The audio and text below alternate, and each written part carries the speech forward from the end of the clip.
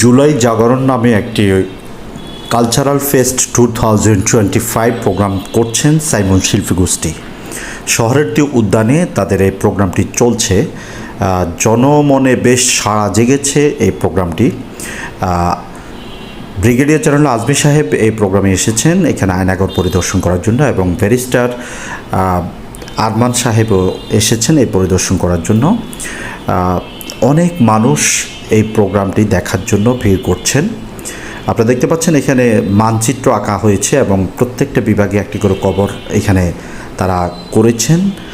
জুলাই জাগরণ যারা করছেন, আপনারা এই দৃশ্যটা দেখছেন ও নিশ্চয় আপনাদের মনে আছে গত বছর জুলাই আগস্ট আন্দোলনে একজন রিক্সার ড্রাইভার একজন ছাত্রের লাশ এইভাবেই বহন করে নিয়ে যাচ্ছে, সেটি ফুটি তোলার চেষ্টা করেছেন জুলাই জাগরণ এই মঞ্চ।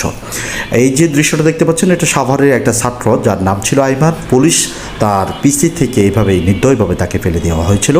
তারা এই সাথে সাথে কালচারাল প্রোগ্রাম রেখেছে, সাংস্কৃতিক প্রোগ্রাম হচ্ছিল, এখানে সাধারণ মানুষ অংশগ্রহণ করেছে।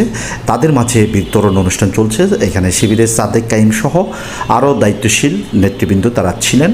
জনগণকে, সাধারণ মানুষ যারা প্রতিযোগিতায় অংশগ্রহণ করে তাদেরকে পুরস্কৃত করা হচ্ছে।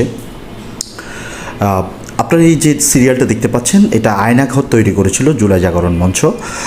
তারা এই আয়নাঘর দেখার জন্য সাধারণ মানুষের এই ভিড়টা দেখতে পাচ্ছেন আপনারা। আর এই যে দৃশ্যটা দেখতে পাচ্ছেন সেটাও সাভারে হয়েছিল। ভ্যানের মধ্যে পুলিশ ছাত্র জনতা লাশ উঠাচ্ছিল, পরবর্তীতে ক্যামেরায় ধরা পড়ছিল যে তারা এই লাশগুলোকে পুড়িয়ে দেওয়া হয়েছিল। আরেকটা যে দৃশ্য দেখতে পাচ্ছেন সেটাও কিন্তু একজন ছাত্রের লাশ বহন করে নিয়ে যাচ্ছে একজন রিক্সা ড্রাইভার। আবু সাইদ সহ অনেক শহীদের ছবি এখানে রাখা হয়েছে।